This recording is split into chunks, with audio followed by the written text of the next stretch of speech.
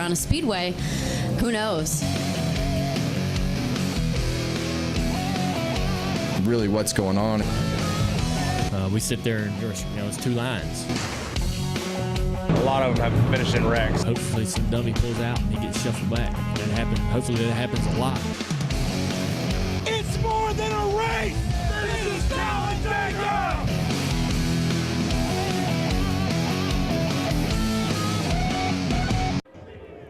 In case you missed it, the big one on the boulevard last night went a little something like this. It's like Mardi Gras on Bourbon Street with some Southern flair.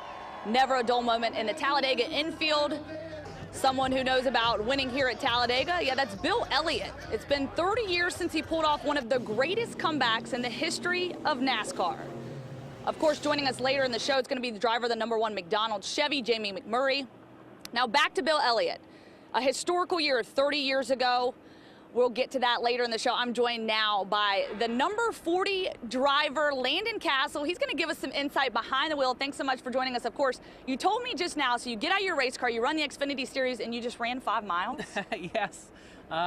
So I just, I don't know. I've been kind of wanting to run after these races and see how well I feel after them. So my endurance is pretty good, but I train a lot during the week, so it wasn't a surprise. I felt pretty good. Wow, 5 miles. That's pretty impressive after racing that many laps around a racetrack. Now, qualifying this year a lot different than we saw last year, something that the drivers really wanted. Take me through today's qualifying format. Previously, in the last couple of years, NASCAR had our qualifying format on super speedways where it was a group qualifying. And because of the way drafting works, you don't want to be the lead to that, so you had to suck up to people. And it just caused a lot of mayhem, and it wasn't consistent. The drivers, it wasn't predictable, and it really didn't show who had the fastest car. It just showed who had the luckiest lap. So NASCAR went back to single car qualifying, which really highlights who has the fastest car in qualifying. And the fastest car in qualifying today, Jeff Gordon, turning the final round fastest lap. He'll start out in front tomorrow. I think that at Daytona, track position means a little bit more than it does here. This place is so wide and fast, and you can get multiple lanes that really work and make some moves there. So, I mean, it's always great to have a fast car, know you have a fast car, and have track position, have that #1 pit stall. So we'll try to take advantage of those things. All right, here's a look at your starting lineup tomorrow, 1 through 10. Casey Kane, Ryan Blaney, Dale Earnhardt Jr., and Jimmy Johnson rounding out the top 5. Landon, do you get a feel that the drivers really like this format here today? I think so. I mean, I think it just showed, it really showed who had the fastest car. You know, these teams work really hard on super speedway cars, and it takes a lot of work to make them go fast. So there's a sense of pride of having a single car run, showing who's got the fastest piece, and it really plays into the strategy of tomorrow's race and knowing, okay, that guy qualified in the top 5. I'm going to stay with him because I think he's got the speed to take me to the front. Okay, earlier today you ran in the Xfinity Series race, the 2008 Nationwide Rookie of the Year. Very impressive there. Take me through the Xfinity Series race. How did you run today? We ran really well. We knew that track position was going to be important at the end of the race and getting ourselves to the front, which we were able to do. And I found myself in the top 5 to 10 there in the last 30 laps. And with about 3 laps to go, I was in a position to make a move, and I just didn't make the move. I thought it was too early. I wanted to make the move with more like 2 or 1 lap to go, and it didn't happen for me, but we finished 11th, which is good. 11th and winning today, Joey Logano getting his 3rd Xfinity win of the season. Here he is after the race. We lost all our track position back to 12th or so, and then next restart just in the wrong lane and went backwards to 15th, and then we were just able to get in the right lane, start moving forward, start being able to get ourselves some track position back throughout those restarts.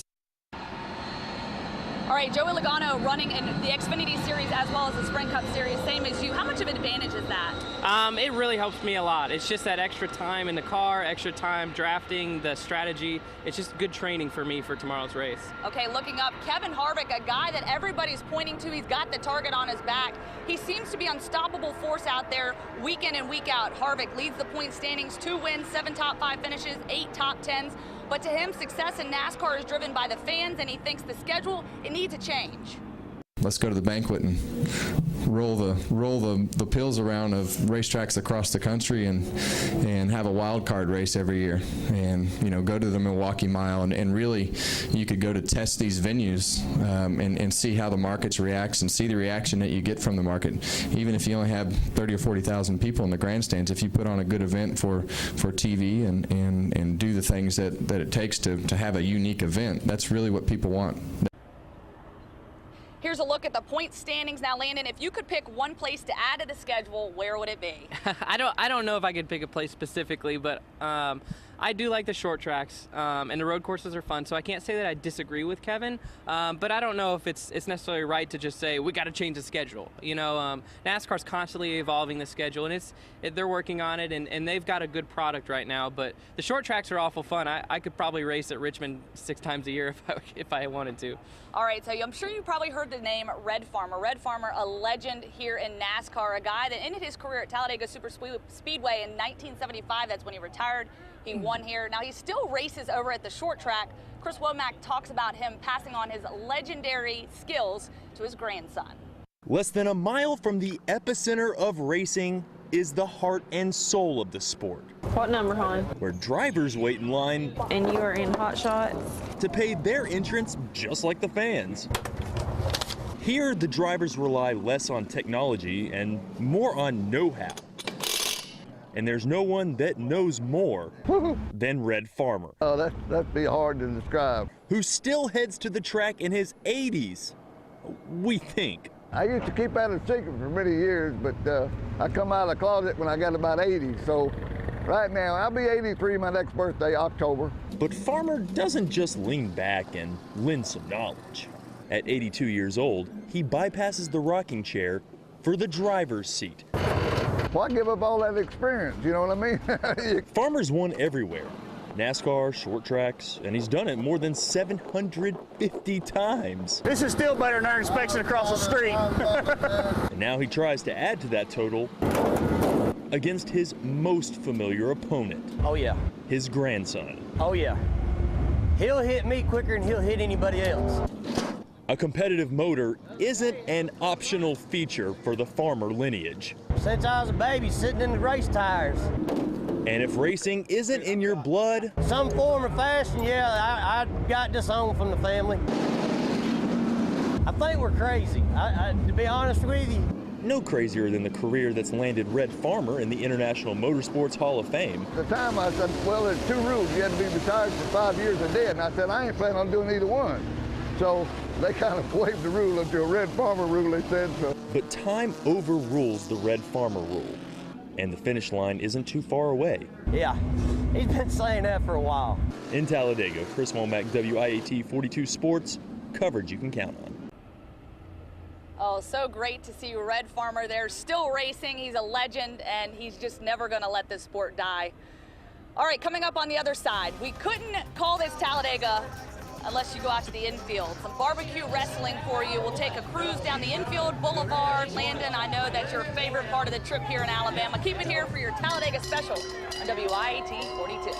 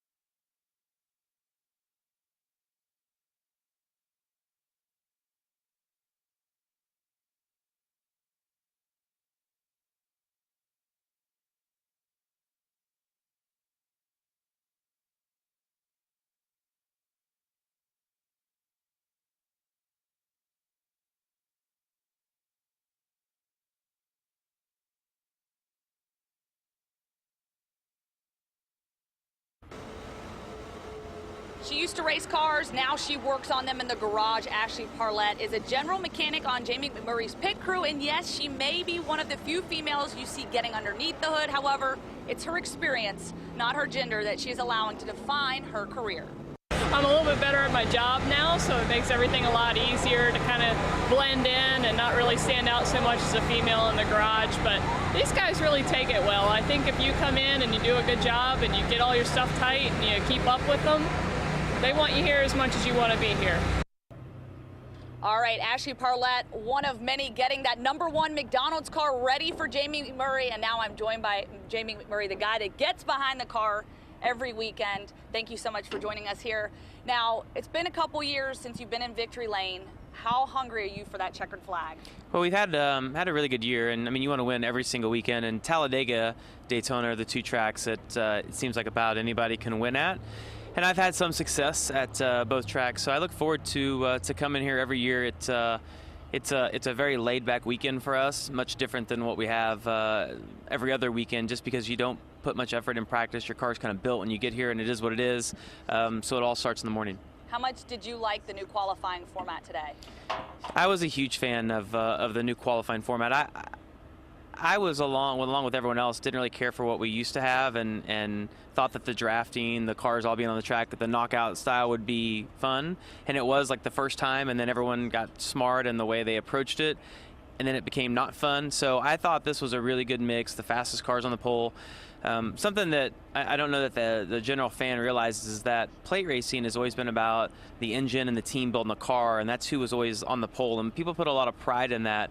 When we go to any other type track, it's about like the setup and the driver makes more of a difference.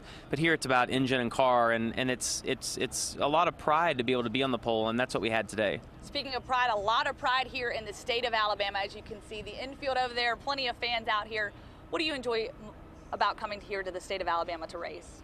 I like my favorite part here is that everyone knows who you are, and I say that in just on my way over here. The gate guard, we were trying to sneak through. We're not supposed to be over here right now, and he's like opening the gate saying good luck tomorrow. And I love it because when we come to this part of the country, these are diehard NASCAR fans, and it seems just like everyone knows who you are. Wait, you mean to tell me you didn't have to be credentialed to get through here? I mean, like when we go to Fontana or Phoenix, sometimes they don't recognize you all the time, so it's fun to come here and have the guys all on who you are. Okay, so we're talking college sports. We're in the state of college football. You got to rock the Auburn car. Yeah. What was it, last year?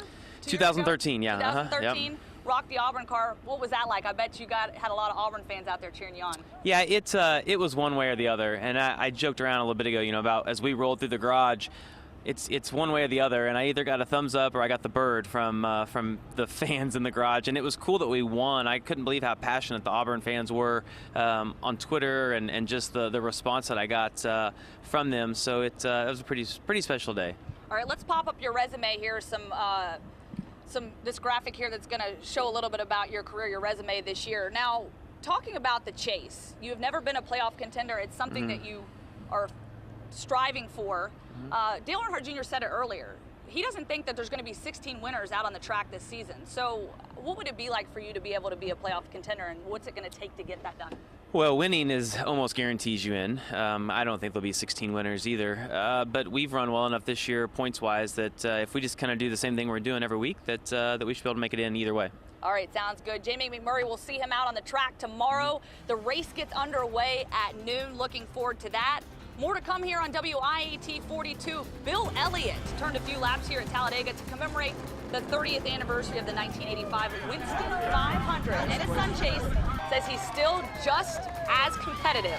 Keep it here on WIAT 42.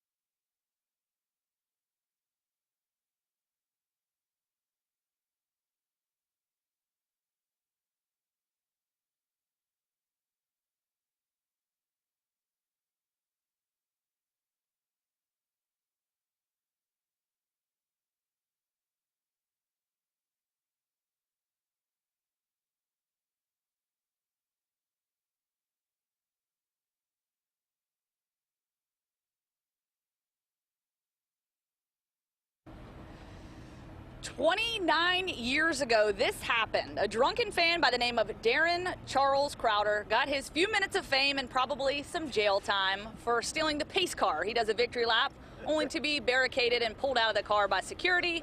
And then you have to ask the question, Landon, was it worth it? Absolutely. I don't think so. You think so? Oh, gosh, yes. Okay, what's the craziest thing you've seen out here at Talladega? Man, I don't know. I mean, I've been to Talladega Boulevard, and sometimes you just see things that you just can't even register. I mean, it's like crazy things that's going on, people dressed crazy or whatever, they're, the parties, but just the elaborate setups. It's like, wow, the things you can do with a tow behind camper, but typically you'll see Dale Earnhardt walking down Talladega Boulevard in full dress and mustache and sunglasses, and you're like, wait a second, it's like seeing Elvis Presley in Vegas or something. That's pretty awesome. I've yet to go out there. I hate to admit that. I might have to take a trip out there tonight. Now let's talk about Bill Elliott. He's a guy that has come to this track, historically speaking, and done really well. 30 years ago, Bill Elliott does the unthinkable in the Winston 500 here at Talladega, making up nearly 5 miles to win the race. And to commemorate that, they pulled his car out of the Hall of Fame so he could reminisce and run a few victory laps. Now his son Chase Elliott, currently running in the Xfinity Series, has learned everything there is to know about racing from his father, and even after his retirement, he still has that competitive spirit. He's always, he's just as competitive now as he's ever been, so if we're riding dirt bikes or whatever it may be, he's always trying to one up, and usually does, so that's nothing new there. A pretty impressive resume here for Bill Elliott, and he still holds the all-time NASCAR qualifying record at 212.809 miles per hour. Woo, that is flying. It's funny, when he brought the car out here, he did a few laps. He probably went about 100 miles per hour. Of course, he said the oil was starting to heat up, so he knew that baby was not going to last too long. Now, we talked about the infield, the excitement of everything, and what you see out there. We'll take you out to the boulevard last night in case you missed it.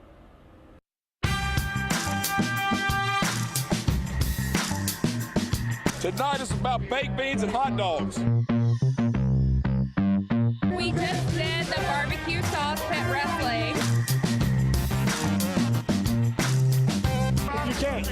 There's no way you can sum up Talladega, especially Talladega Boulevard.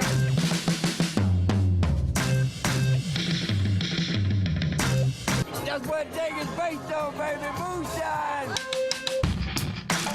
It's epic. You have to party for 4 to 6 hours straight at least to experience every bit. Most people that are out here, you'll probably see around noon. We're going to have to sleep it off for a little while. It's more than a race. This is Talladega. So that is life in the infield. Now, we're sitting here during that, and Landon tells me he's in the Hair Hall of Fame here. Well, you were checking your hair, and then he commented about my hair, and the Talladega Super Speedway put me in their Hair Hall of Fame of some sort. I don't know. I need to get a plaque. They haven't sent me the trophy yet for that. I don't know. That's pretty cool. Okay, Dale Earnhardt Jr., a guy we were talking about before. What's your relationship like with him? Dale's a really good guy. Him and I have grown close over the years. I drove for him back in 2008. And he's been there for me a lot of times when I needed it, whether it's just for help or to be a close friend, or even for a ride to the racetrack. At times when I couldn't get myself to the track and I needed a job, I hopped on the plane with him. So he's a really good guy. He's a great driver, and he's been close to me. And a great driver that is a big fan favorite here. Although he says that comes with a lot of added pressure. I feel like it's a real disappointment for a lot of people when we don't finish well, and if we're not up in the battle, trying at the end. If we're not in that group crossing the finish line, that's up front. I feel that disappointment. Now, Junior has the track record for most consecutive wins here. Another big storyline this week, GoDaddy announcing that it will not return to NASCAR next season as Danica Patrick's main sponsor. A 6-year partnership that Danica says is tough to lose. It's as tolerable as a situation as you could imagine, but for me it's a little bit bittersweet. I look at pictures of me in the suit and the pictures of the car, and I think about I can't believe it won't be the green GoDaddy car anymore. So sponsorship, certainly a big deal. How important is that for you? It's absolutely huge. I mean, my team is fairly small, so we operate, about half prize money and half sponsorship. So we've got to fill those gaps, and we don't always get to sell all of our races, but we've got great partners like Snap Fitness, CRC Brake Clean, and CarsForSale.com, who was actually on my car last time we were here in Talladega, and we finished 4th. An accomplishment like that is a home run when it comes to sponsors for a small team. Awesome. Now, when you talk about NASCAR, there's drivers you love and there's drivers you hate. We're going to pose that question to some fans out in the infield coming up on WIAT 42.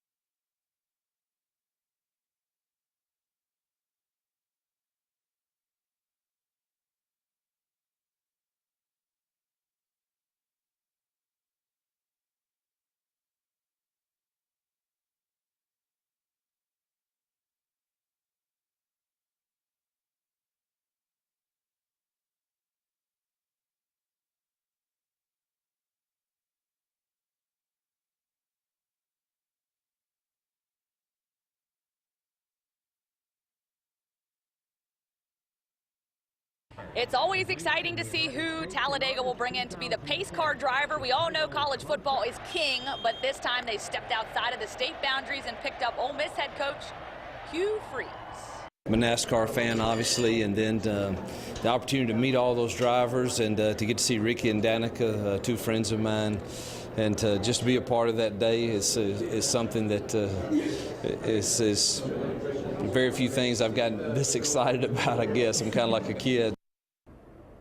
Okay, Landon, now I'm sure you've learned that football, as I said before, is king in this state. You might not be a college football fan of sorts, but I hear you're an adopted fan. Well, I've got to be careful what I say out loud in this country where we're at right now. But my wife went to Ohio State University, the Ohio State University, apparently. Okay. And so I have to root for them, and I have, and it was really fun to watch them rally and win the national championship.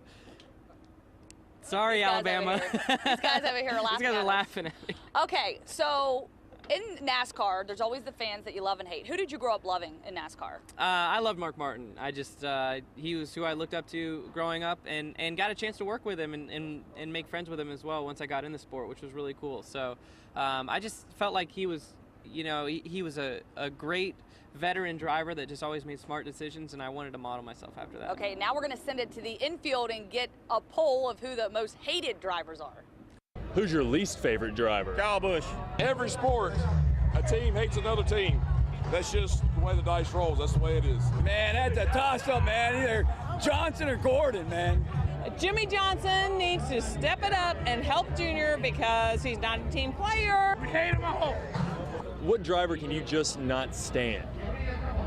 Probably Danica. Bush. Hello. Probably Danica, I think. 41. You didn't even hesitate. I don't hesitate. Don't like them, man. Ever since they started, didn't like them. Back in the Earnhardt days, man. Jeff Gordon. Keep on racing, man. Gordon, don't retire because we need you out there every day. We got to have somebody not to like. If you're gone, we got to find somebody else. Keep on racing, Joe Gordon. Somebody not to like there, Jeff Gordon. You know, it's so funny. These guys, one thing about fans, NASCAR fans, they're always very vocal, which is pretty cool. Now, beautiful weather this weekend, which plays into this very nicely. Now, that wasn't the case back in 2013, the spring race. David Reagan, the guy that came in to victory lane, though, that flashback there, a 3-hour and 36-minute rain delay. Today, he qualified 9th and tells us how much an early season win plays out the rest of the way. If you can get a win, it just solidifies your chase spot, and it just makes your rest of your season so much more comfortable and laid back and less pressure. Now here's a look at the last 5 race winners here in the spring. Denny Hamlin taking the checkered flag in 2014. Now as we close things out here on the show, Landon, give us some insight. What is it about this track that is so special? It's kind of like a love-hate relationship to a lot of drivers, but what is it that is so challenging but also fun to drive? I think it's just so wide. You know, I mean, it's a big track, just like Daytona. It's 2.5 miles, and it's really fast. So you've got the draft, and you can suck up to other cars. You can work your way through traffic. But this place is so wide that, I mean, if the guy in front of you is in your way, you just pick another lane, and you go around him. You know, you got to have help with you, though. So it's a little bit of a chess match. All right, sounds good. Landon Castle, thanks so much for adding the insight to a long weekend. The green flag drops tomorrow here at noon.